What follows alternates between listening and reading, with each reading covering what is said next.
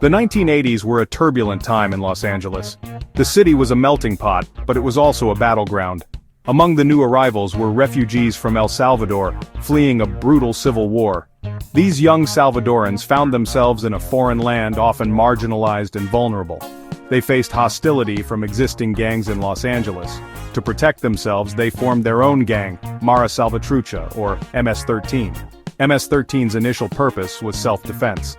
They sought to create a sense of community and protection in a hostile environment. The gang's name reflects its origins. Mara is a slang term for gang in Central America. Salvatrucha refers to Salvadorans, while the number 13 represents their affiliation with the Sureños, a larger network of Southern California gangs loyal to the Mexican mafia. The early years of MS-13 were marked by a struggle for survival. They fought for territory and respect on the streets of Los Angeles. Their rivals were often larger and better established gangs. MS-13 members had to be tough and ruthless to survive. This constant struggle for dominance hardened the gang, pushing them toward increasingly violent activities. This period laid the foundation for MS-13's transformation. What began as a group seeking protection evolved into a fearsome force involved in criminal enterprises. The gang's brutal tactics and strict internal code would become their hallmarks, instilling fear and loyalty among its members. Their presence in Los Angeles marked the beginning of a reign of terror that would spread throughout the United States and beyond. As MS-13 grew in size and influence, its activities expanded beyond mere self-defense. The gang became involved in a wide range of criminal activities, including drug trafficking, extortion, robbery, and murder. They preyed on their own communities, extorting businesses and terrorizing residents. Their brutality became legendary as they sought to establish dominance through fear and intimidation. Three core tenets came to define MS-13's violent culture: non-cooperation with law enforcement, demanding respect, and executing rival gang members. Any form of cooperation with the police, even for minor offenses, was met with swift and brutal punishment, often death. Respect in their eyes meant absolute obedience and submission to their authority. Any perceived slight, no matter how small, could result in violence. This transformation was fueled by several factors. The influx of young Salvadoran immigrants, many of them fleeing poverty and violence, provided a steady stream of recruits.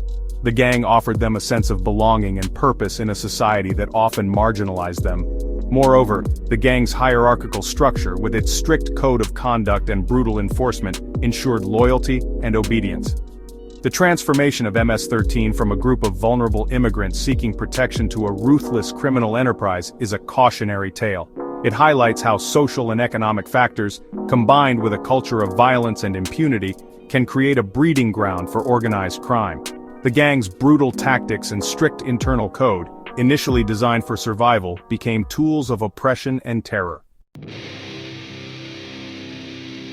By the mid-2010s, Mississippi 13 had reached the peak of its power and influence. The gang had spread throughout the United States and Central America, with an estimated membership in the tens of thousands.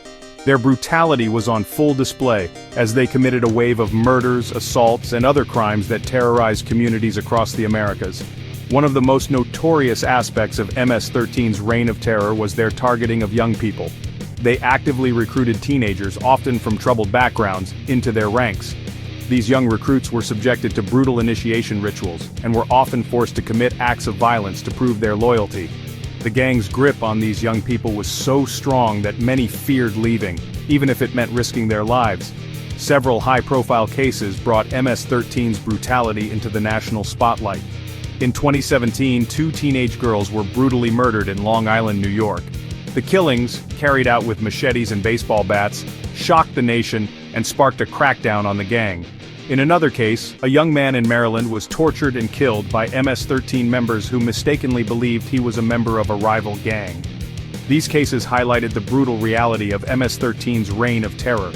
The gang's willingness to use extreme violence even against their own members demonstrated the depths of their depravity. Their targeting of young people, often forcing them into a life of crime and violence, was particularly disturbing. These crimes shocked the conscience of the nation and spurred law enforcement agencies to step up their efforts to dismantle the gang.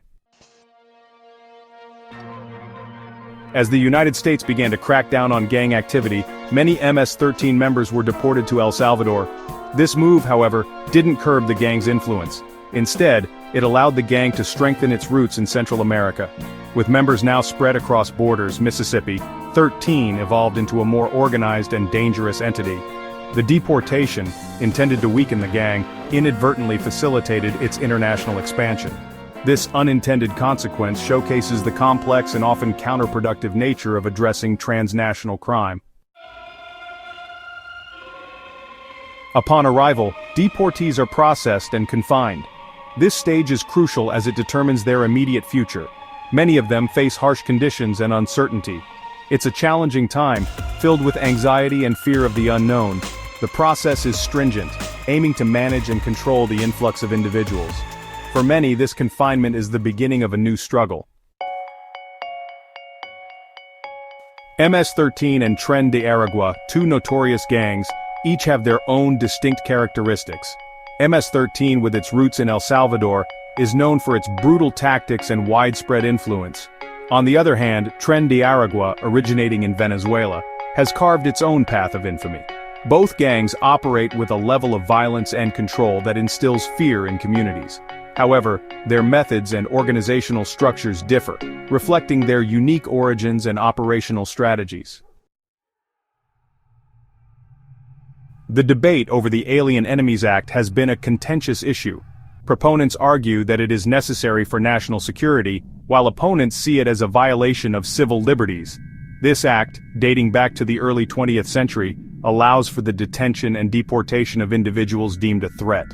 The debate highlights the balance between security and freedom, a topic that remains relevant in today's political climate.